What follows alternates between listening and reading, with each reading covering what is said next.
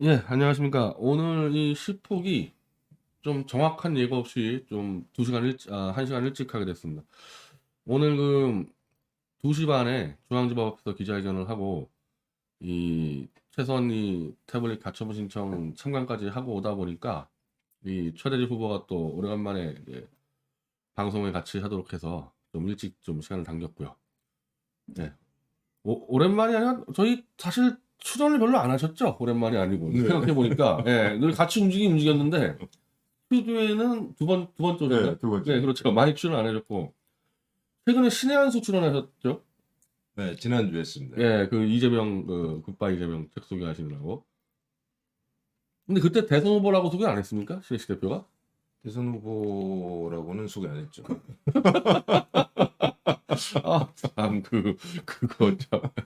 그런 말이 나와가지고 최대집 대선 후보를 이 시폭에서 모셨고요. 오늘 어쨌든 기자회견하고 일단 재판 참관을 들어갔는데 재판 상황이 뭐 저는 그냥 뭐 너무 빠삭하게 안다 보니까 그런데 이 최대집 후보님 입장에서는 재판 좀 상황이 어떻게 느껴졌어요?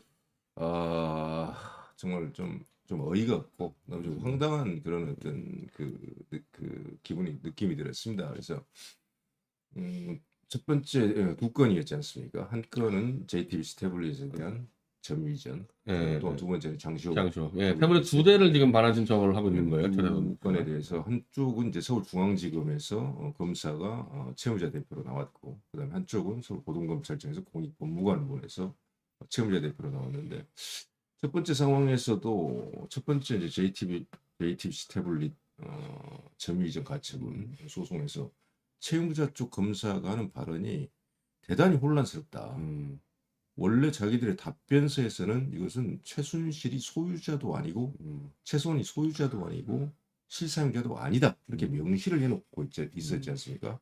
근데 마지막에 발언을 할 때 또 최소원이 소유자고 실사용자임이 재판에 있음이 확정이 됐다, 이런 발언을 했단 말이죠. 그래서 매우 혼란스럽고, 도대체 이 재판을 어떻게 다뤄야 될지 상당히 상식적으로 납득이 가지 않는다. 제가 판단하기에는 이 윤석열이가 어쨌든 이 탄핵과 태블릿 조작의 핵심 컨트롤 타워를 하다가 빠지니까 각 부서가 다르잖아요. 네. 그러니까 이번에는 공판가가 맡았어요. 공판가가. 그러니까 걷다가 갑자기 최소한이 달라 그러니까 일단 주지 말라고만 얘기를 하지 상세하게 컨트롤 타워를 정리를 해서 어디까지 인정 못한 거를 얘기가 없으니까 주지 말라 그러니까 그냥 냅다.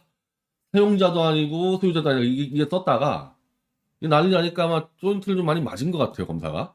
그래서 오늘 재판부 나오자마자 다시 또 최소원이가 사용한 건 맞다고 또 말을 바꿔버리더라고. 나와가지고. 재판이 과연 그렇게 이루어질 수가 있는 건지, 왜 도저히 재판에 임하는 사람으로서는 재판이라는 것은 굉장히 엄격하고 신중하고 진지한 어떤 그런 절차이기 때문에 상식적으로 이해할 수 없는 그런 어떤 재판 진행 과정이었다, 이렇게 말씀을 드릴 수가 있겠습니다. 그리고 오늘 사실은 이제 이동환 변호사가 우리하고 준비해서 이제 얘기를 했는데, 자, 그러면은 최소한 거 아니라 그러면 누구 거냐? 법적으로 그거는 검찰이 판단하고 있어야 돼요. 그렇죠. 자기들이 압수했기 때문에 누구 걸 압수했는지를 판단하고 있어야 되는데, 누구 건지를 얘기해라, 누구 건지를. 그럼 김한수 거란 얘기냐. 그래서, 그렇게 했죠. 나중에 답변서 쓸 때, 최소한 게 아니라면 누구 건지 밝히라고 그랬을 때, 골치 아플 겁니다, 이 검찰에서. 왜냐면은, 김한수는 재판에 나와서 내 거 아니라 그랬어요. 나는 만들어서 그냥 줬다. 주고 최서원이 쓰고 있는 거 알았을 때도 뭐 내가 뭐 그 정도는 해줄 수 있다 그랬기 때문에 소유권을 넘겼다고 인정했으니까 하여튼 이게 그냥 이 하나하나 따지기 시작하면은 뭐 모순이 폭발한 게 뭐 한두 건이 아니고 그 두 번째 태블릿 PC 네. 그건 아마 최대집 후보 입장에서는 그냥 슬쩍 끝났을 것 같아요. 아무 얘기도 없이 하다가 그렇죠. 채무자 쪽에서 네. 이제 법무관을 특검, 이건 특검이 보여갔으니까 특검 쪽이 쪽에서 뭐 나왔는데 내놓았는데 답변서 자체가 제출되지 않았다. 제가 알았어요. 어제 처음 알았다고 재판 있는 거를. 이게 도대체 그래서 이거 도대체 재판의 당사자를 채권자를 우롱하는 처사가 아닌가, 저는 그런 느낌이 들었고. 우리가 한 달 반 전에 넣었어요. 근데 어제 처음 받았다고 해서 오늘 아무것도 없이 튀어나온다는 게 말이 됩니까? 이게? 충분한 시간이 있었는데. 이거는 법원이 잘못한 거예요. 저렇게 하는 거. 그렇게 하고 그 장시호 태블릿 PC가 어디에 그럼 있는가? 판사가 물어봤지 네. 않습니까? 그럼 고등검찰청에 있느냐, 특검 사무실에 있느냐 물어보니까 특검 사무실에 있는 것 같습니다. 확인도 못했다는 거예요. 이게 채무자를 대표한 그 법무관의 공식적인 재판장에서 공식 발언이었습니다. 그걸 듣고 있는 사람들 입장에서는 도저히 이것들 상식적으로 이해가 되지 않는다. 이런 말씀 드렸습니다. 저는 하여튼 오늘 딱 분위기 보니까 이 재판부가 이미 권력의 지시를 받고 최선을 다해서 진실이 안 밝혀지는 방향으로 이제 끌고 가는구나. 이제 이 태블릿 재판제가 하도 오래 하다 보니까 네. 그 재판부도 많이 막 교체돼서 하다 보니까 딱 보자마자 아는데 요것들 어디 문재인한테 전화 받았구나. 그래서 무슨 수를 써서라도 진실이 안 밝혀지는 방향으로 끌고 가겠다. 저는 그 의지 같은 느껴졌어요, 재판부에. 네. 그게 아까 얘기했던 이제 이 특검에서 울레둘레 나와서 아무것도 모르겠다는 그렇게 관리할 수가 없거든요. 우리가 한 달 반 전에 얘기했으면은. 그러니까 지금 봐주기를 하는데 근데 문제는 JTBC 태블릿은 처음부터 뭐 개통자는 김한수, 뭐 이춘상 보좌관에 넘어갔다가 받았다 이렇게 해가지고는 복잡하게 끌고 온 게 있어요. 그러니까 지금은 이제 아마 그렇게 정리하잖아요. 소유권은 뭐 딴 놈이지만 최순실이 사용만 했다 이렇게 지금 정리를 하고 있는 것 같은데 네. 장시호 태블릿 PC는 이미 윤석열하고 이규철이가 너무 세게 질러놔서 개통자도 최소한 돈 낸 것도 최소한 다 최선가라고 해놔서 이거는 지금 JTBC처럼 변명하지도 못해요. 그러니까 아직까지 답변서 못 내고 있는 거거든요, 이거는. 그러니까 최소한 거 아니지만 사용만 했다 이렇게 할 수 없을 정도로 대못을 박아놨어요, 자기들이. 그러니까 지금 특검이 답변서 못 내고 있지 않습니까? 그래서 제 예상은 아무리 이 문재인이나 이게 뭐 막으려 그래도 JTBC 태블릿은 배째라고 안 줄 수 있는데 장시호 태블릿 PC는 저거는 뭐 도저히 네. 안 줄 방법이 없어서 그거 하나 받으면은 되지 않나 생각이 좀 들었더라고요, 저는. 자기가 소유자라고 적극적으로 또 주장할 수 있는 사람도 지금은 거의 없다고 봐야 되지 장시호 않습니까? 자체는 뭐 직거 아니라 네, 그랬고 근데 사실 그거는 JTBC 태블릿 PC도 김한수가 직거 아니라 그래서 네. 사실 우리가 이제 김한수한테 소송을 걸어야 돼요. 소유권 확인 소송을 해가지고 네 거 맞냐 안 맞냐 그럼 김한수가 이제 재판 안 나오면 딱 끝나버리거든요. 아까 그래서 최 대리원님 말씀대로 지금 이 상태 혼란을 정리가 안 된 상태에서 재판 가다가는 저 검찰 박살 날 겁니다 아마. 이거 가다가. 검찰 내부에서 대단히 자기 스스로 논리적으로 완전히 모순 관계를 음. 재판장에서 방청하는 가운데 스스로 계속 범하고 있기 때문에 검찰에서 어떤 일관된 논리를 만들어서 이걸 소송에서 승소하기는 상당히 어려울 것 같아요. 문제는 이제 재판부에 아까 의원님이 말씀하신 대로 재판부의 의지가 상당히 어떤 의심스러운 부분. 의지가 아주 강하더만 이거 진실 막아내겠다는 예, 의지가 불타오르는 게 내가 딱 느껴지던데 뭐. 예. 근데 다행히 좀 기자들이 많이 왔고 지금 기사들이 올라가는데 아니 뭐 검찰이 뭐 발언을 못하니까 우리 쪽 발언 위주로 이제 기사가 다 나가더라고요 이제. 그래서 최서원 내 건지 확인해 보겠다 내놔라. 이제 그게 이제 우리 주장의 핵심이죠. 기자들도 자기들도 합리적인 판단력을 발휘를 하면 재판 현장에서 봤을 거 아닙니까?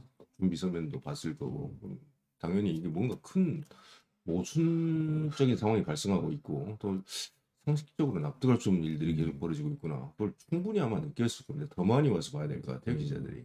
또 1월 19일까지 최종 이 재판을 마무리하고 이제 판단한다는데 시간을 좀 끌려는 것 같아요. 이 가처분 소송을 이렇게 오래 끄는 거는 그리고 가처분은 저기 긴급한 필요성에 의한 네. 건데 벌써 1월 19일 날 1월 19일 날 너무 이거는 1월 19일 날 판단한 네, 것도 아니고 그때까지 또 추가 자료 내라 그러면은 추가자료. 그거 들고 또 한 몇 달 버티겠다는 건데 이거. 가처분이 몇 달 가면 필요합니까? 가처분은 뭐냐면 지금 네. 우리가 내린 가처분은 네.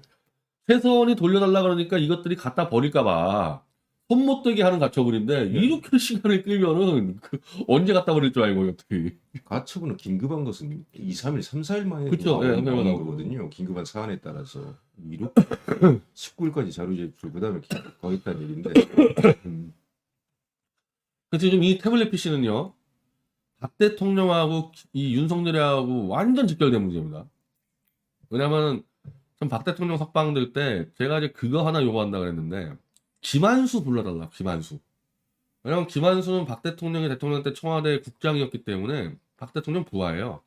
그리고 아직까지도 김한수가 정호성 뭐 이런 데 올려다니면서 자기는 박 대통령한테 충성을 다하겠다 이러고 떠드니까 그럼 박근혜 대통령이 불러가지고 너 왜 요금낸 거 검찰하고 야합해가지고 은폐하고 했냐 몇 마디만 물어보면은 김한수가 뵙게 될 거거든요. 그래서 이 태블릿 사건에서 박근혜 대통령이 김한수만 불러주면은 그날 해결할 수 있다. 저하고 대지를 시켜도 좋고. 그리고 윤석열 문제는 이 장시호 태블릿 PC는 완전히 윤석열 팀이 전담해서 조작을 했습니다. JTBC 건은 좀 넘어왔는데 검찰에서 윤석열이 이번에 이 특검 태블릿 PC가 이슈가 되면서 윤석열이가 태블릿 조작한 문제들이 아마 다 터져 나올 거예요. 이 부분에서. 그래서 이 건하고 이제 이 탄핵 문제하고 자연스럽게 연결이 되는데 최대리 후보님이 어제 이 윤석열의 이 탄핵의 문제점, 탄핵 때 이 행적에 대해서 뭐 미안하다 한마디로 툭 던진 거에 대해서 이제 조목조목 짚으셨는데 예, 예. 그거 좀 말씀해 주시죠. 참 28일 어제였죠. 윤석열 후보가 이제 질문 받으면서 박근혜 대통령 탄핵 문제, 석방 문제에 대해서 이제 물어보니까 자기는 공직자로서 직분을 수행을 했고 직분을 다했지만 그렇지만 인간적으로 아주 미안한 마음을 정치적으로 가지고 있다. 이런 발언을 했는데 저는 사실 그 발언, 윤석열 후보 발언에 대해서 몹시 사실은 분노를 하지 않을 수 없었던 게 공직자로서 직분을 다했다는 게 그게 도대체 말이 되는 얘기인가? 말이 안 된다는 얘기죠. 검사 윤석열 후보는 특검 시기에서 특검 수사팀장이었지 않습니까? 실무적인 것을 담당하고 있었고 그다음에 중앙지검장을 문재인 정부 출범하자마자 2019년 7월까지 했고 그 이후에는 올해 3월까지 검찰총장을 했고 이런 일련의 과정에서 검사로서 직분을 다했다는 거. 그러면 그 뇌물죄라든지 국고손실죄, 선거법 위반 이런 것을 박근혜 대통령한테 다 뒤집어 씌워서 결국 22년형을 받고 벌금 180억을 받았는데 그렇게 한 게 검사로서 직분을 다했다는 겁니까? 검사로서 직분을 다했으면 검사 양심과 어떤 법률에 따라서 수사하고 기소하는 검사로서 직분을 다했으면 박근혜 대통령의 무죄가 나왔어야죠. 그리고 수사 단계에서 기소가 이루어지면 안 되고 무혐의로 끝났어야 되는 겁니다. 그런데 모든 본인이 기소한 것에 대해서 물론 공소 제기하면서 구형한 것보다는 덜 나왔지만 전부 다 많은 부분들이 본인들이 핵심적으로 주장했던 부분들이 뇌물죄 등등으로 징역 22년형이 나왔고 이러한 사실이 있는데 그게 검사로서 직분을 다했다. 직분을 다한 게 아니라 검사로서 해서는 안 될 좋게 좀 온건하게 표현하면 독직 남용을 한 것이 독직 행위를 해버린 것이고 없는 죄를 만들어서 뒤집어 씌웠기 때문에 검사로서 사실은 법치를 근본적으로 파괴하는 행위를 해버린 것이죠. 이게 어떻게 본인으로서 공직자로서 직분을 다한 겁니까? 그래서 그런 발언 자체는 도저히 우리가 용서할 수도 없고 용납할 수도 없는 발언이다. 그래서 제가 관련된 어떤 내용들을 몇 가지 정리해서 비판의 목소리를 좀 제가 냈었죠. 근데 사실 그 내용이 최대리 후보님 페이스북에 올라가 있는데 제가 뭐 특별히 소개를 안 하는 게 태극기 들었던 사람들은 다 아는 내용이에요. 그렇죠. 다 아는 네, 갑자기 새롭게 나온 내용이 아니고 그때부터 다 나왔던 내용이에요. 그때부터. 특히 이제 윤석열이 어제 얘기하면서 삼성 자기가 했다. 삼성 수사. 네. 탄핵의 핵심이 삼성 수사하면서 박근혜 대통령이 묵시적 통탁을 주고받았다. 이재용하고. 그거고 최선 승마 지원을 한마디로 말 3마리를 정유라가 타게 한 거를 뇌물로 덮어씌워버린 게 이게 삼성 수사인데 네. 그게 탄핵의 핵심 골격이잖아요. 그걸로 한 게. 그렇습니다. 그게 유죄가 돼서 결국 뇌물죄가 되고. 네, 그게 뇌물죄 핵심이란 말이에요. 이게 어차피 미래스포츠 그건 다 무죄가 나왔으니까. 네. 아니 그러니까 본인이 그 얘기까지 했는데 나는 이 변절자들 말이에요. 태극기 들다가 윤석열 만세 부르는 놈들이 윤석열은 아무것도 안 했다고 지금까지 떠들었어요. 제 앞에서. 한 거 아무것도 없다 윤석열은. 본인이 지금 삼성의 수사를 다 조작 날짜로 누명 덮어 씌웠다고 사실 실토한 거거든 따지면은. 네.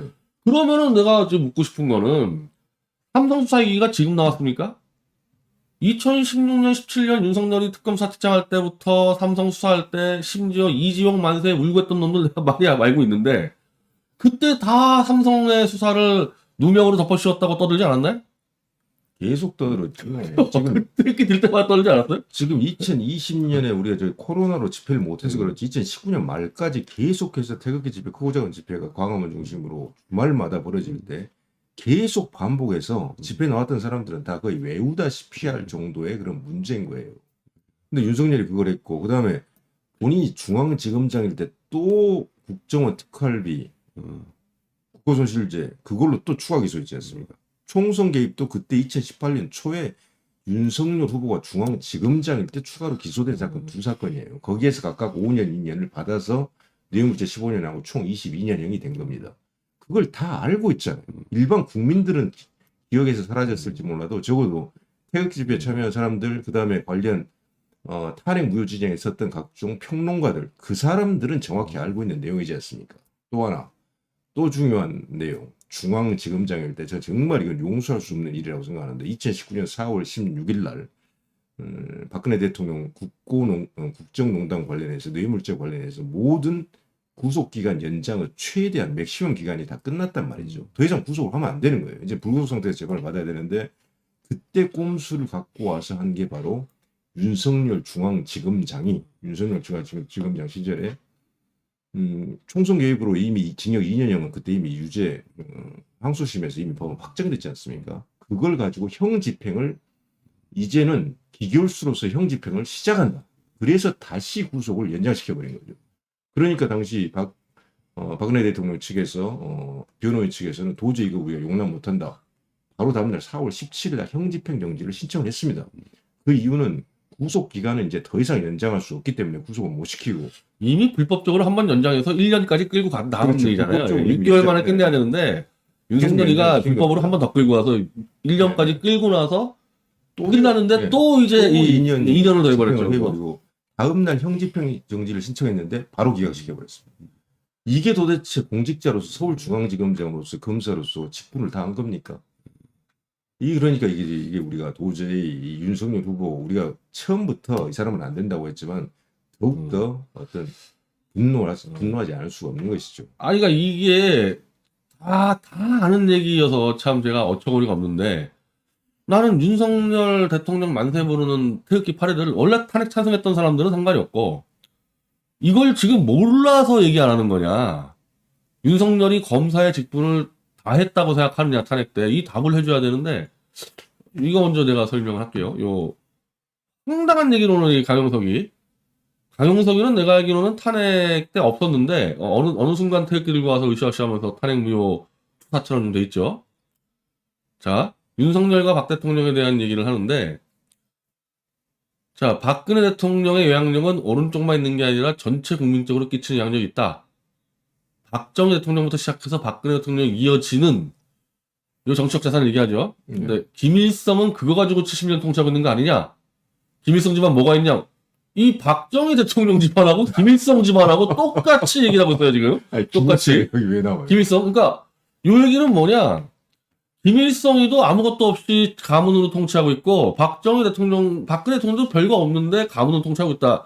실제로 그래서 가영석이가 한 7년 전에 술 처먹고 박근혜 네가 부모 잘 낳지 않았냐 그 트위터 썼다가 지워버린 적 있지 않습니까? 네. 그러니까 그 사고맛이 그대로 나온 거예요. 박근혜나 김일성이나 김정은이나 다 니네들이 뭐 있냐?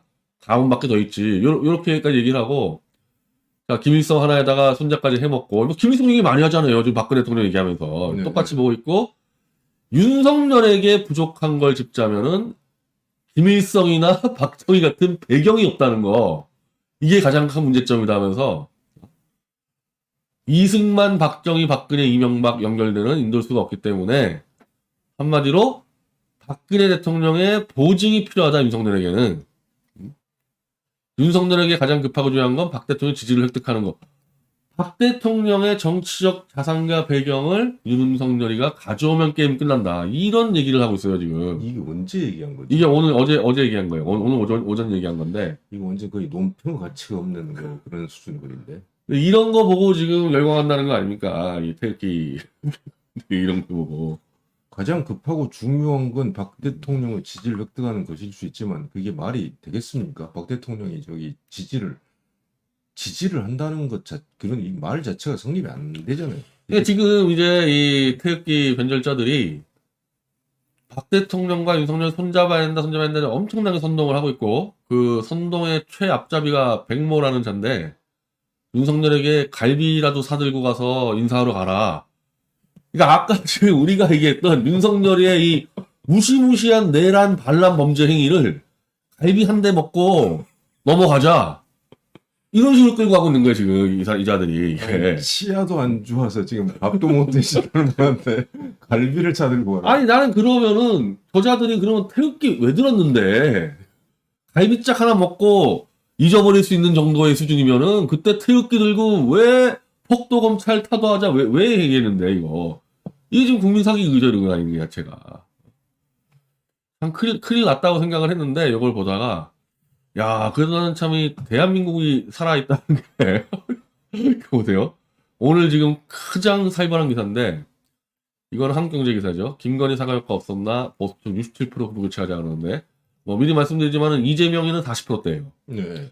이재명이 후보 교체 여론 40%도 어마어마하게 높은 겁니다. 역대 최강일 텐데, 그 이재명이를 더블 스코어로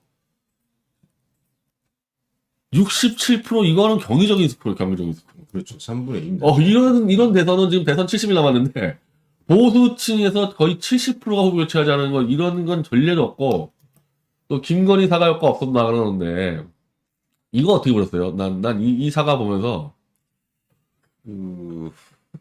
저기 사과란 것을 굳이 이걸 할 필요가 있었나? 그 정도의 어떤 그런 내용이었고, 해명자료도 같이 냈잖아요. 그래서 전반적으로 역 효과를 불러들이지 않았는가. 뭐 지금 결과를 보면 그렇게 우리가 추측을 할 수. 아니, 그러니까 이제는 보십시오. 이게 이제 보수의 70%가 후보 교체하자라는 여론이 있을 줄은 저는 상상도 못했던 게, 내가 보는 보수파리 유튜버, 내가 알고 있는 페북 전부 다 윤석열 만세거든요. 네. 그래서 나는 보수가 다 윤석열 만세하고 있는 줄 알았어, 사실은. 근데 생각해보니까 보수의 절대 다수는 윤석열이가 안 된다고 생각하고, 요 태극기 들었던 요 극소수가 지금 국민들 눈을 가리고 있었다는 얘기 아닙니까? 네. 그 따지면은. 네. 근데 이게 이 김건희 사과도 마찬가지인데, 김건희 사과에 대해서 이 20대, 30대 애들이 사과가 아니라 내가 윤석열이를 얼마나 좋아하고 윤석열을 얼마나 사랑하는데, 이거 완전 연애 편지였단 말이에요. 그러니까 그거를 I Believe라는 그 신승훈 노래를 뒤써가지고 완전히 조롱하고 비웃는 컨텐츠가 거의 합쳐서 1000만 회가 나왔어요, 조회수가. 그러니까 밑에 20, 30, 40대한테는 박살이 나고 있는데, 페이스북에 그 태극기 노인들, 이거 이름 되면 실명 다 유명한 사람들이에요. 일반 노인이 아닙니다. 보수 원로들이 김건희 미모로 다 눌렀다. 막 페이스북에. 그리고 그분도 노인이지, 차명진 선배도 60대니까. 네. 뭐 그분은 윤석열 지지자가 아닌데도 김건희가 너무 예쁘다고 해서 김건희가 다 이제 하락세를 막았다. 야, 여자 얼굴 보는 눈도 이제 맛이 간 거예요. 정치적 판단, 윤리, 양심 다 버렸는데, 여자 외모도 판단하는 능력도 안 되는 자들이 이제 보수는. 다 아는데, 젊은 20, 30대, 40대들이 저거 뭐냐, 저거 다 욕하고 있는데, 보수 틀딱들만, 변절자들만 그냥 김건희 만세 부르다니까, 지금. 아니 그러니까 그 동영상에 I Believe 저기 예. 배경음악 깐 동영상 그걸 김건희 사과가 잘했다고 예. 그 칭찬하는 동영상을 오해를 하는 분들이 있더라고요. 그게 바로 그분들이에요. 김재원이도 그렇게 얘기한 것 같아. 김재원이도, I Believe 재밌게 봤다고. 야. 그게 조롱하는 동영상인 줄 모르고 있는 이 거예요. 정치 세력이 집권한다는 얘기는 대한민국 국민들을 앞에서 끌고 가야 되는데, 국민들 한참 뒤에 뒤처져서 전응아들이 뭘 집권해서 끌고 가겠다는 거, 이것만 봐도, 이 김건희 사과만 봐도. 아니, 진짜 보수에서는 다 김건희가 막았다 난리 났었잖아요. 네. 지금 지지율 추락이, 자, 여기 지지율 나와 있는데, 한길 리서치예요. 42.4 대 34.9%. 7.5%면 오차범위 넘어섰단 말이에요. 이미. 그리고 이거는 최초로 넘어섰어요. 한길리스 조사에서. 처음으로 넘어섰는데 오차범위를 넘어버렸습니다. 그래서 이거. 자, 이거잖아요. 딱 2주일 전에 40.6 대 41.8이었는데 이렇게 엎어져 버렸어요. 지금 이 지지율이 이게. 요거 마이브로 또 있습니다. 다자 양자에서 다 져버려요 지금 이거. 지금 오늘 나온 여론조사는 다 엎어졌는데 다자에서 40.1대 33.5. 이것도 오차범위 넘어서지 않았습니까 이거. 네. 다자에서. 지금 안철수가 7% 6%는 꾸준히 나오고 있어요 안철수가. 그래서 그때 박 대통령 석방 얘기한 뒤로 지지율이 한 2배 이상 뛰었어요. 요 7%가 지금 유지가 되고 있고 이렇게 차이가 나고 있는 거. 이게. 또 최근에 또 오늘 나온 거 다자에서 37점 이거는 엠브레인 퍼블릭인데 37.4 윤석열 29.3. 지금 이제 거의 두 자릿수 근처까지 지금 다 버려. 오늘 나온 조사 다 이렇게 됐습니다 이거. 이게 김건희 사과 쇼한 이후에 이꼴 난 겁니다 이거. 여기도 안철수 이제 7% 나오지 않습니까? 예, 예. 요게 만약에 이제 이 10%까지 가는 순간에 윤석열은 이제 20%대로 들어왔잖아요. 이게 20대 초반으로 무너지게 되는 거죠. 이런 종합적인 상황을 고려할 때 보수에서 70% 정도가 윤석열 후보 교체해야 된다는 얘기는 웬만한 정상적인 사람이면은 이재명이가 역대 최악의 여권 후보인데도 이재명한테 진다는 얘기잖아요. 그렇죠. 그럼 이건 어떤 수준의 인간이냐는 거야. 이 인간이 역대 최악의 수준 인간인데 이 인간한테 더블로 깨지고 있으면 이건 무슨 인간이냐는 거예요. 그렇죠. 여기 사실은 저도 이 여론조사 결과를 보고 상당히 놀랐는데 보수층의 어떤 그 평균적인 어떤 여론이 67%딱 3분의 2지 않습니까? 후보 교체를 해야 된다. 이거 굉장히 놀라운 거죠. 이재명은 자기들 지지층 진보층에서는 한 35% 정도 나오지 않습니까? 그러니까 거의 2배 차이로 나온다는 건데 이건 일반 시민 사회에서 여러 그래도 조금 아주 고급 단어는 아니지만 약간 중간 이상의 어떤 담론들을 다루는 그런 사람들하고는 전혀 다르게 일반 국민들 사이에서는 도저히 윤석열 후보로는 우파 진영, 보수 진영에서 대선 승리가 불가능하다. 이런 여론이 이미 파다하게 다 이미 전개가 돼 있다는 거죠. 이거 누구를 지지하는 것보다 후보 교체에 대한 것은 훨씬 더 강한 어떤 의미를 갖고 있다고 봐야 되는 거죠. 실제로 사실은 이 후보 교체 여론조사를 잘 하진 않아요. 그렇죠. 왜냐면 그런 여론이 없기 네. 때문에 지금 이번이 거의 처음인 것 같아요. 이 후보 교체 여론조사 나오는 게. 근데 이렇게 높았다 70%다. 그러면은 이게 만약에 이 둘이 막판까지 가면은 윤석열이를 투표를 할 지지는 하지만 이재명은 싫지만은 실제로 투표장에 안 갈 가능성이 훨씬 높아버리잖아요. 이제 이쪽 지지층이. 그럼 붙으면 지는 거죠. 조직력에서 붙으면. 자, 이런 식으로 이제 너무 이제 큰 여론조사 결과가 발표가 돼서 이제 앞으로가 문제인데 자, 일단 여기부터 좀 봅시다. 오늘 이준석이한테 물어봤어요. 윤 후보 교체 전혀 불가능. 교체하면 진다. 근데 저 김건희 쇼를 빼고는 지난주에 있었던 사건 중에서 두 가지 변수밖에 없었는데 하나는 박 대통령 석방하고 이준석이의 칼질 이 두 가지 변수인데 기본적으로 이준석이의 칼질은 뭐 계속되는 거고 박 대통령 석방 문제하고 그걸로 계속 이제 떨어지는 거 아니겠어요 이 윤석열이가? 네. 그럼 박 대통령 석방 문제도 이제 독립변수했을 때 사실 이 윤석열이를 떨어뜨리는 게 이준석인데 본인이 얘기가 후보 교체는 불가능, 교체하면 진다. 이런 식으로 막아버려요, 이준석 자체가. 이준석 대표 저 발언은 지라는 얘기죠, 지라는. 지라는 얘기 아닙니까? 이미 윤석열 후보로는 지금 못 이긴다는 거죠. 이재명 후보한테 무조건 이게 지게 돼 있거든요, 지금. 그리고 문제는 윤석열 후보가 그럼 이 지지율을 반등시킬 수 있는 어떤 잠재력을 갖고 있는 어떤 후보냐? 그렇지 않단 말이죠. 본인이 스스로 지지도를 높이고 후보 교체 여론을 잠재울 수 있는 어떤 포텐셜을 갖고 있는 사람이 전혀 아닙니다. 그럼 현재 이 상태가 됐는데 아직 박근혜 대통령 석방은 이 지지도에 아직 충분히 반영이 안 됐어요. 시작된 지 얼마 안 됐기 때문에 여론조사 시점도 생각하면 그럼 그 요소까지 결합되면 점점 더 떨어질 텐데 윤 후보를 교체하는 것은 전혀 불가능하다. 그럼 교체하면 진다. 이건 저 지란 얘기죠 그냥. 그래 스스로 야당의 당대표란 사람이 지기를 바라고 있는 것 같아요. 지기를. 이 정도 70%가 그러니까 보수 지지층의 70%가 교체하라고 얘기를 하면은 심각하게 교체를 논의를 해야 되고 그렇죠. 이 수준이 아니었는데도 후보 교체 논의가 딱 한 번 제가 알기로 한 번 나온 게 노무현 때 노무현이 그렇죠. 예, 민주당 후보 때 혼자 뭐 YS식에 잘하고 다니다가 그냥 뭐 혼자 자책골 넣어가지고 좀 떨어졌을 때 근데도 제 기억으로는 그 당시에 뭐 좌쪽 국민들이 설쳤다기보다는 저 정몽준하고 연결됐던 이 사람들이 네. 야 후보 교체 좀 하자 해가지고 뭐 김민석이나 이렇게 해가지고 그래서 좀 왔다 갔다 한 적이 있었죠 그때 그 논의가 됐던 적이. 근데 그거 말고는 애초에 이 대선 때 후보 교체 여론이라는 게 조사가 되지도 않고 그 하는데 당시에도 여론조사 후보교체 여론조사는 안 나왔어요. 안 제 기억으로도 나왔고, 없습니다. 예, 그리고 이제 일반 국민들 입장에서는 그렇게 후보 교체 얘기가 거의 안 나오고 정치권에서의 이 정몽준과의 관계 때문에 좀 정계 개편 얘기가 있었던 건데 네. 지금 윤석열 문제는 정계 개편하고 아무 관계가 없어요. 그냥 보수의 70%가 윤석열은 안 돼 이렇게 생각하고 있단 말이에요 이거를. 네. 그런 당대표로서 논의 구조를 만들어야 되는데 딱 잘라버렸다는 얘기는 누가 아니 그리고 내가 그러면 윤석열을 위해서 열심히 뛰었으면 내가 말을 안 하겠는데 윤석열 지지율을 계속 긁어먹는 이 주범이 후보교체 못하게 한다는 얘기는 뭐겠어요? 아니, 이들 떨어뜨리고만. 이대로 그냥 다 보수 죽이겠다는 얘기잖아요, 완전히.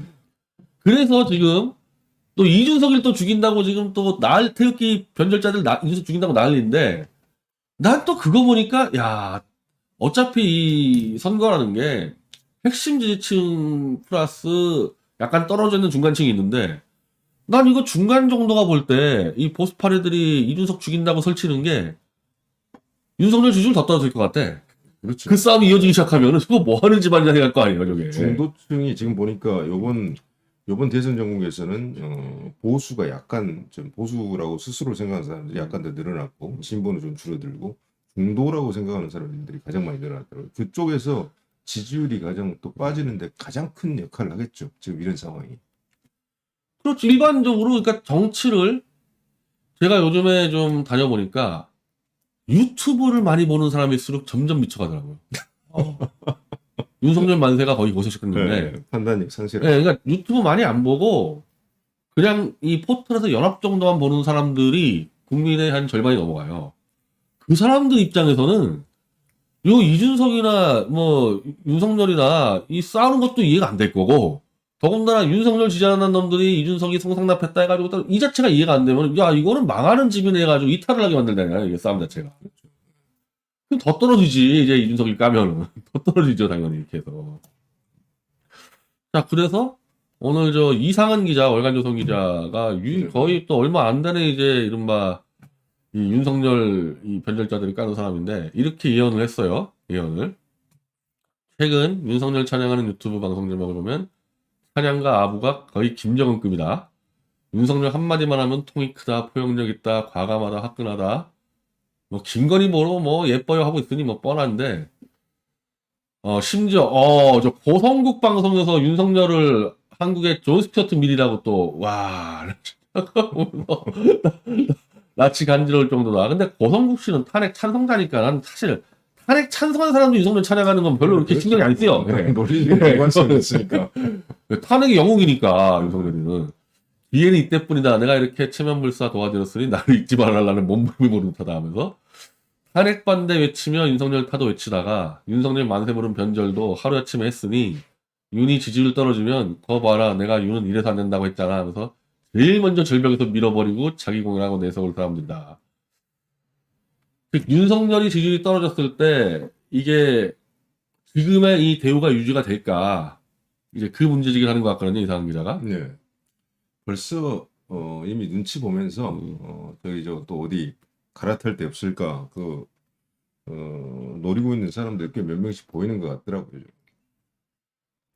전광훈 목사가 어제 윤석열 가지고 어렵겠다고 뭉쳐보자 뭐 최대집도 얘기했다는데요. 네, 안철수 최대집 이렇게 묶어서 한번 해보자고. 저는 저보로 얘기하라 그러면요, 윤석열 주변에 권성동이니 장제원이니 진짜 사탄파 귀족들 있죠. 사탄파 귀족들. 이거는 끝까지 갈 것 같은 윤석열하고. 얘네들은 어차피 탄핵의 이 진실을 막아야 되기 때문에 여기서 윤석열이가 보수에서 목이 날아가면은 이게 터져나가니까 사탄파들은 똘똘 뭉쳐서 윤석열만 갈 것 같은데 태극기 변절자들은 내일부터 이제 누가 먼저 침 뱉고 나오느냐 아마 이 선착순이 될 것 같아요. 같이 갈 이유가 있겠습니까? 막말로 박 대통령도 그렇게 배신을 했는데 윤석열이가 뭐 가진 거 있다고 윤석열과 끝까지 같이 가겠어요. 이렇게 되면 이제 윤석열이 1월 달에는 이제 가속도가 붙죠. 떨어지는 속도에. 그렇죠. 가속도. 예.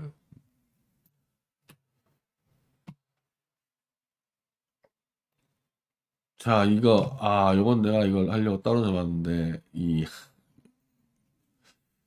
우공당에서 오늘 삼성병원 앞으로 화환을 보내서 자유의 화합 물결이 산을 이루어서 박근혜 대통령께, 내가 이걸 왜 뽑았냐면요.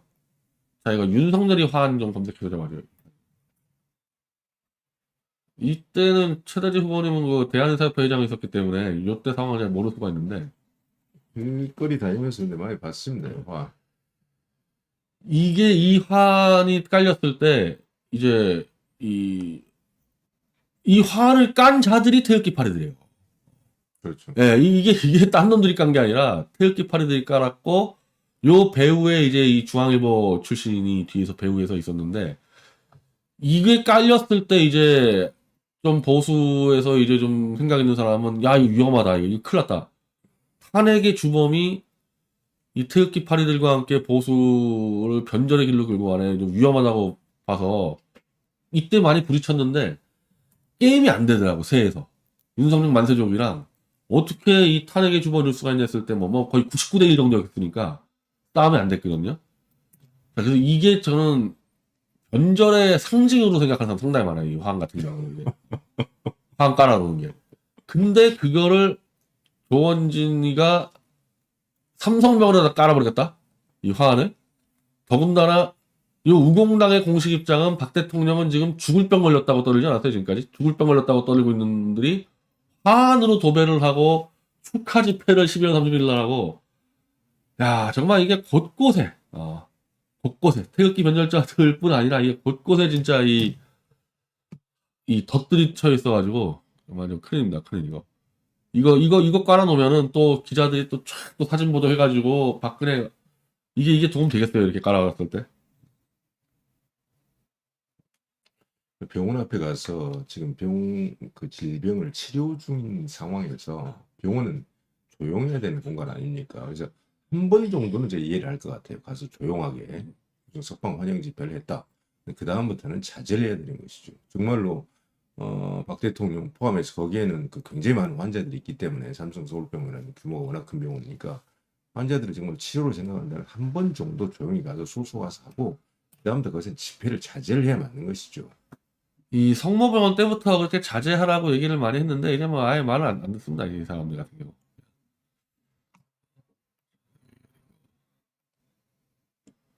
중간에 한번 수초치 먼저 확인을 해보고요.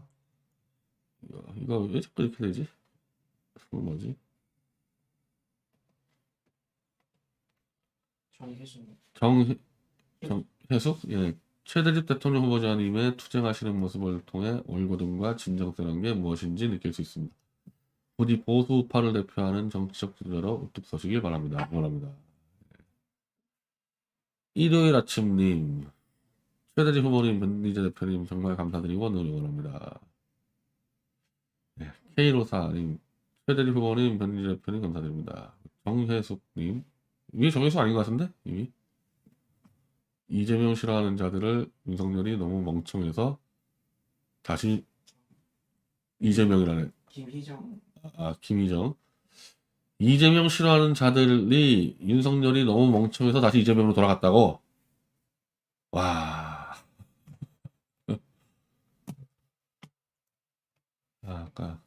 김희정님. 예.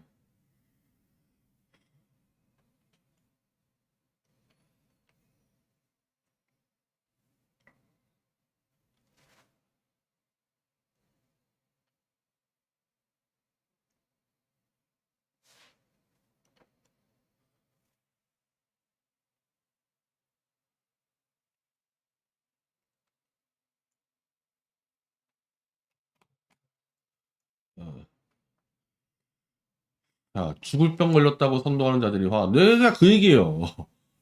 심지어 암 투병하고 있다고 선동한 게 우공당인데 왜 축하하는 거냐고.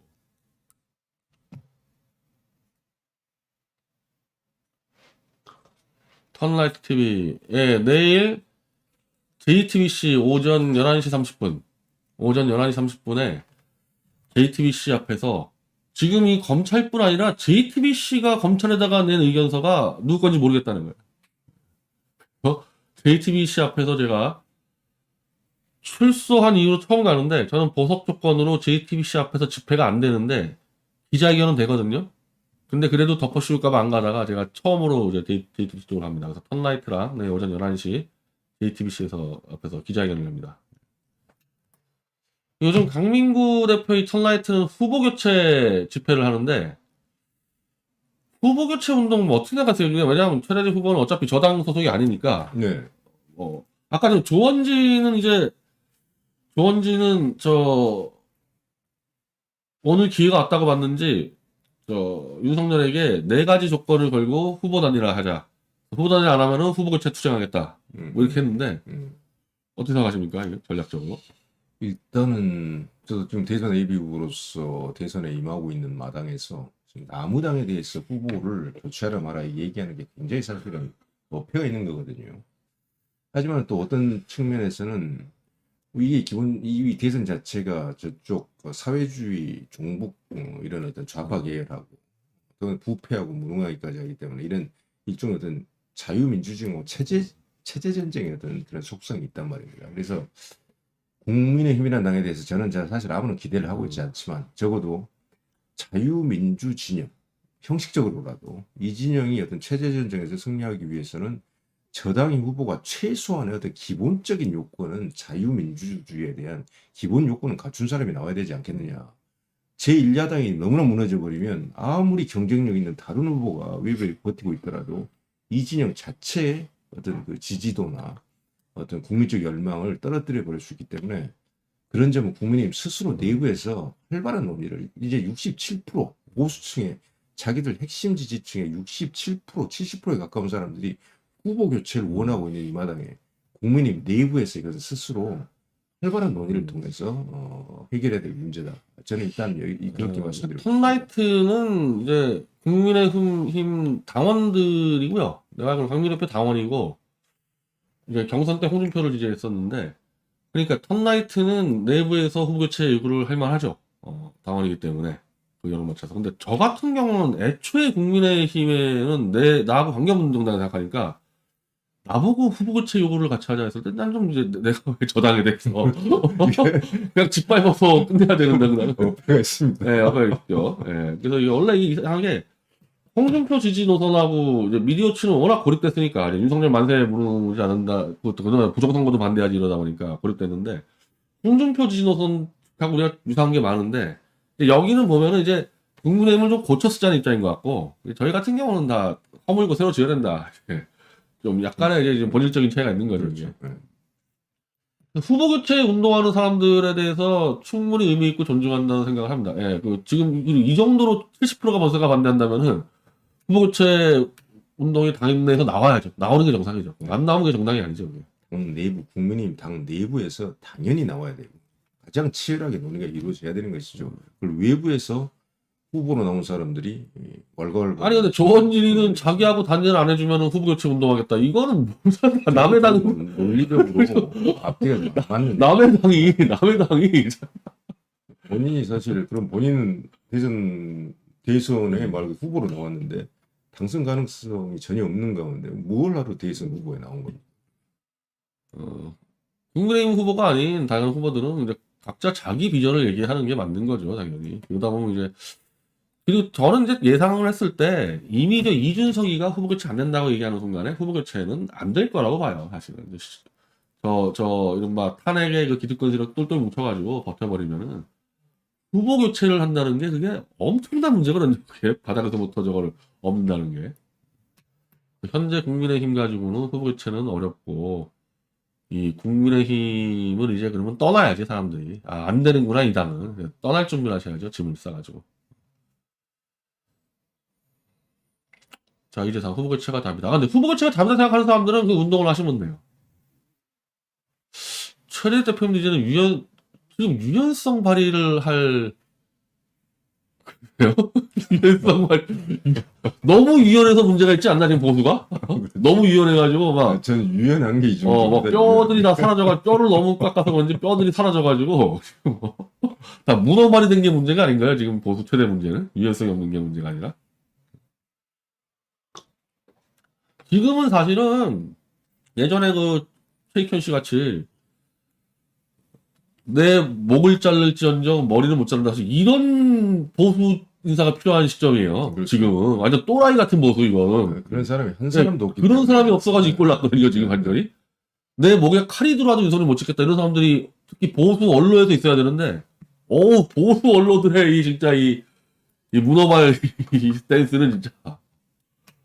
그래서 지금은 유연성 얘기할 때 아닌 것 같아요. 근데 아마 근데 1월 정도에 윤석열이가 막 무너지기 시작하면 이제 그때 이제 유연성을 좀 발휘하면 모르겠는데 지금 오는 시점까지는 아닌 것 같습니다.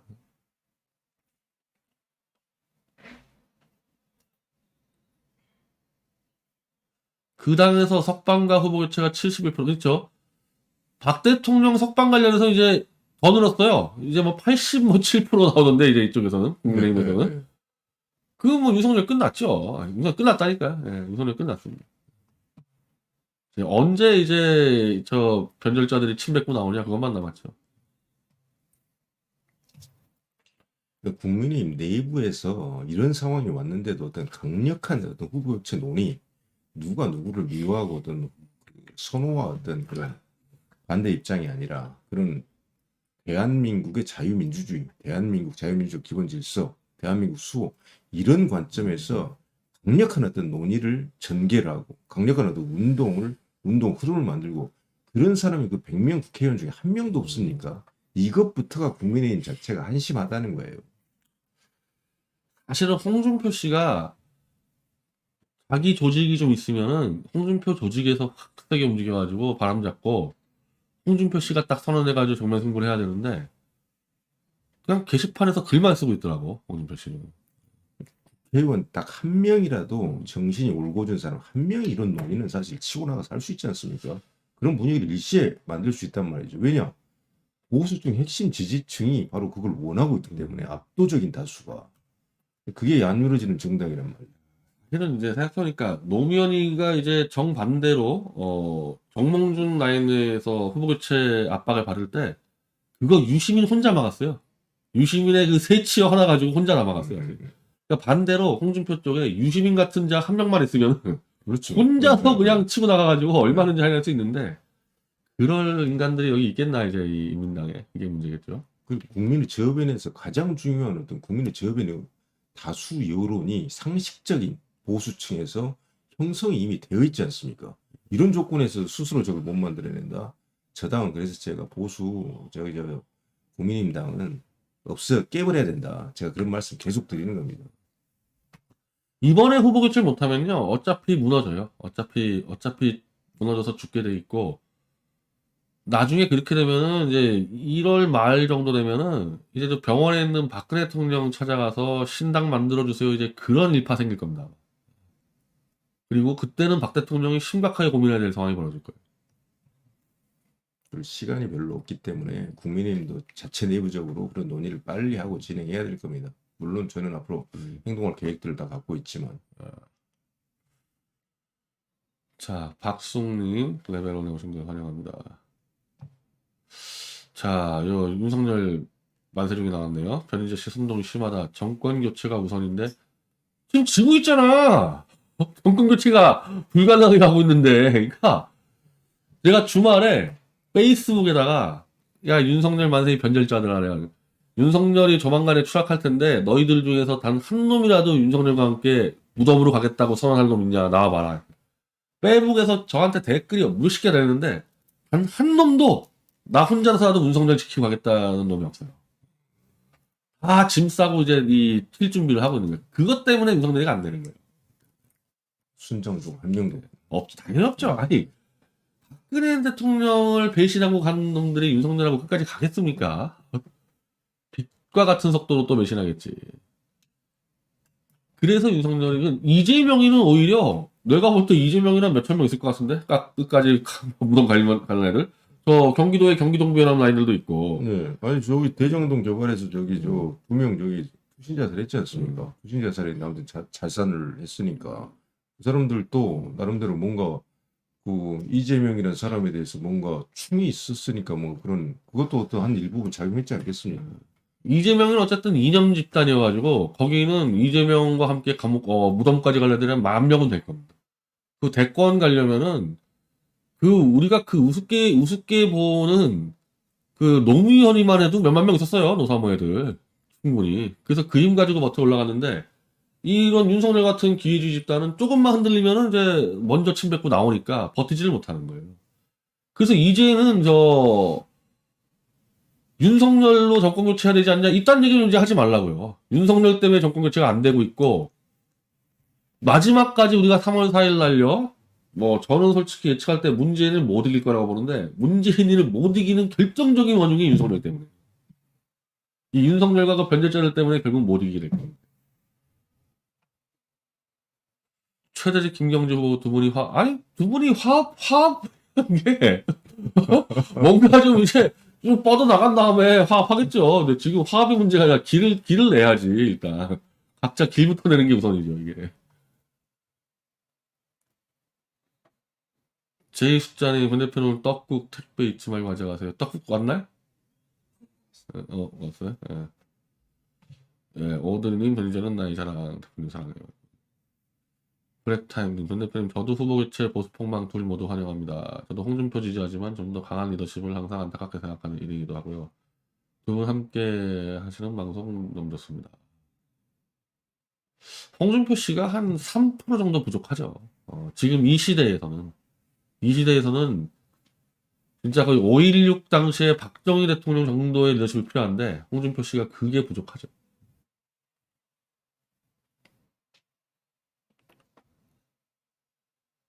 자, 딱 제가 원하는 대통령상인데 최대주 후보 샌님 같은 이미지상 절대 대통령 나오지 마시고. 그러니까 지금이 그런 스타일이니까 지금이 샌님 같은 스타일이 지금 버틸 수 있는 상황이 아니에요. 자, 정규재님이 시원하게 발언 잘하죠. 근데 왜 정규재 대표는 그 최대집을 금치거로 그렇게 윤석열 까고 이재명 까고 대안 얘기하면서 최대집 김경재는 완전 금치거로 설정해놨대. 예. 죽었다 해도 얘기는 안 하대. 모르는 사이 아니잖아요. 그렇죠. 뭐 중요한 일 있을 때마다 정규필께서 부르셔가지고 제가 많이 나갔었잖아요. 아니 김경재 총수도 모르는 사이가 아닌데 지나가다가 실수라도 얘기할 만한데 완전히 금치거로 딱 그냥 설정해놨다. 이건 무슨 얘기입니까? 비타민 C, D, K2, 붕소, 아연, 헤르세틴, 아스타잔틴 약인가요? 저기 건강 보조식품, 미네랄이랑 그런 거 챙겨 드시라는 얘기. 근데 이런 거 이제 이런 비타민 먹으면 또 통풍이 안 좋다 그래가지고 그냥 먹다가 좀 중단했는데 이런 특정한 그 한 가지를 화학 비타민 많이 먹으면 통풍이 안 좋다 그러고 많이 드실 필요는 없고. 정규제 금치거 최대집 안정권 요즘 안정권 얘기는 안 하고 있습니까? 금치거요.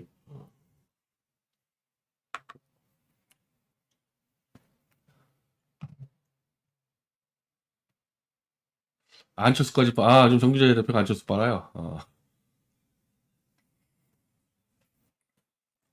근데 그 정규 대표 그 박근혜 대통령을 다시 한번 인터뷰하겠다고 떠드는데 그거는 정말 그러면 안 돼요.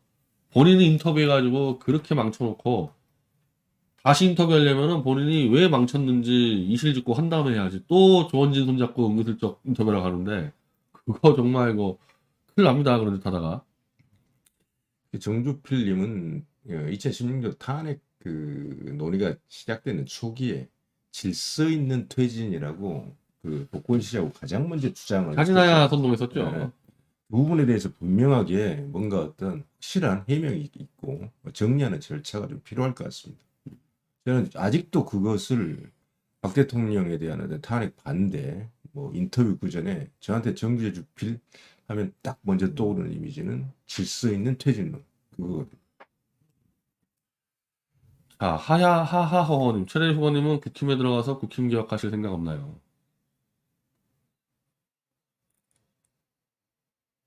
지금은 이미 선을 넘어서지 않았나요? 그렇죠. 예. 그리고 제가 입당한다고 하면 그쪽이 안 받아줘요. 입당할 생각도 없지만. 김희정님 투표권의 사이에 보수 후보를 이처럼 혐오해하고 증오해보기는 처음입니다. 이명박 때하고 조금 비슷하긴 한데 이명박 때도 이 정도는 아니었죠. 이 정도 아니었죠. 아니었죠. 어서 빨리 박근혜 대통령께서 올바른 대선 후보에 힘을 실어주길 바랍니다. 지금 박근혜 대통령이 후보에게 힘을 실어주기 이전에 자꾸 이런 식으로 끌고 가서 윤석열에게 힘 실어주라. 뭐 지금 그 뜻은 아닌 것 같지만은. 근데 박 대통령은 탄핵에 대해서 자기 입장을 얘기하는 게 우선이에요. 일단 그거부터 얘기하고 다음으로 스텝을 가야 되는데 탄핵 입장에 대해서 나는 결백하다 얘기하는 순간에 자연스럽게 윤석열이를 밟게 되는 거죠. 그렇죠. 정치적인 특정한 어떤 그 구체적인 내용을 말하지 않더라도 탄핵에 대한 어떤 진실, 본인의 입장, 그걸 아주 긴 얘기할 필요도 없고 간략한 어떤 그런 메시지를 내면 그걸로 사실은 대선 전까지 충분히 어떤 역할을 본인의 어떤 입장을 표명을 하시는 게 되는 그러니까 거죠. 지금 윤석열 쪽에서는 그거를 막으려고 침묵을 강요하든지 아니면 갈비짝 먹고 뭐 어떻게 해라 이런 거 하는 거 아닙니까? 그러니까 박근혜 대통령이 누구를 지지하는 게 무서운 게 아니라 박 대통령 입장에서는 나는 결백하다. 난 뇌물 먹지도 않았고 부정한 청탁 받지도 않았고 국정농단도 없었다. 그 당시 특검이 뒤집어 씌웠다. 이 말 하면 윤석열 가는 거 아니에요, 사실은. 한 말이면 지금도 휘청거리는데. 요즘에 정기 대표가 또 제 얘기는 하던데 요즘에 최서원 이태원리 문제 가지고 저는 대권 출마 안 해서 그런가? 당연히 그 JTBC 태블릿 이 문제는 당연히 이야기해야죠. 그것도 안 하면은 사실은 그럼 사람도 아닌 거죠. 탄핵에 대해 박동대 아니 이거는 말씀을 안 하실 수가 없는 게 일단 본인이 이제 건강을 회복하고 국민 여러분 앞에 나서겠다 그랬는데 그럼 나서서 무슨 말씀하실 건데요? 나서서 얘기를 해야 될 거 아니야 뭐든지. 그러면 당연히 탄핵에 대한 얘기가 나오게 돼 있죠 이거는. 이거를 막을 수 있는 방법은 없어요. 막을 수 있는 방법은 하나밖에 없어요. 막을 수 있는 방법은 박 대통령이 그냥 탄핵은 잘 된 거나 인정해라. 그거 말고는 박근혜 대통령 입을 막을 방법이 없죠.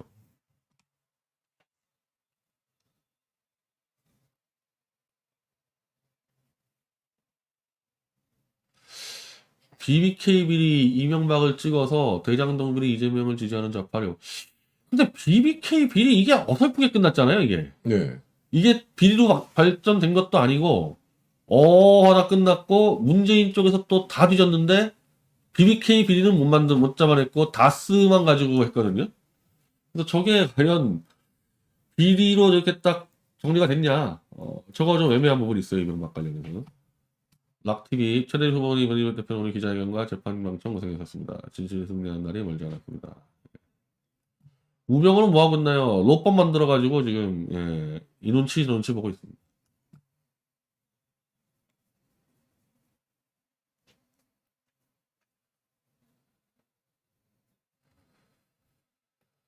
자, 오늘 방송을 여기서 한 1시간 정도 했는데 정리를 하고요.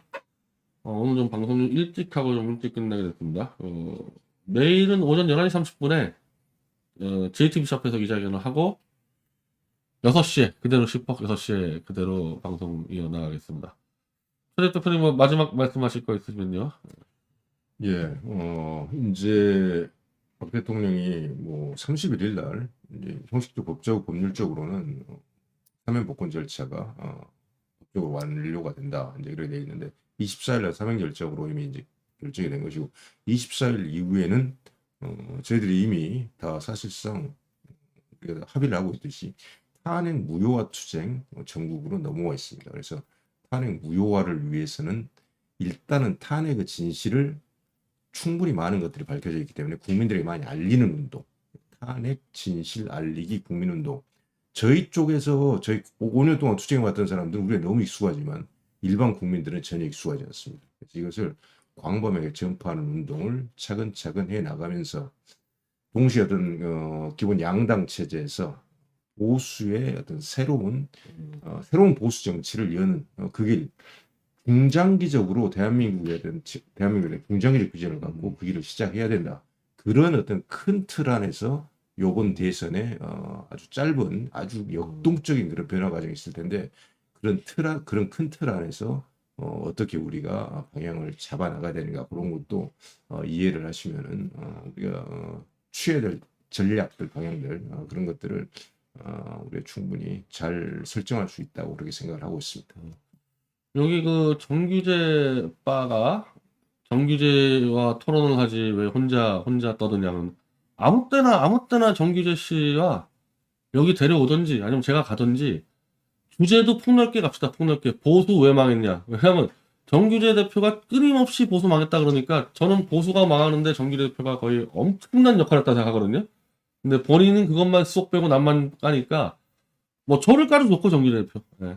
보수 왜 망했나 그거 가지고 정규재 이 떨거지들 그 일로 데려오든지 제가 가든지 아무 때나 주선을 하세요. 예. 자, 그럼 오늘 여기서 방송 마치고요. 내일 11시 반 JTBC 앞에서 그리고 6시에 10폭에서 뵙겠습니다. 예, 감사합니다.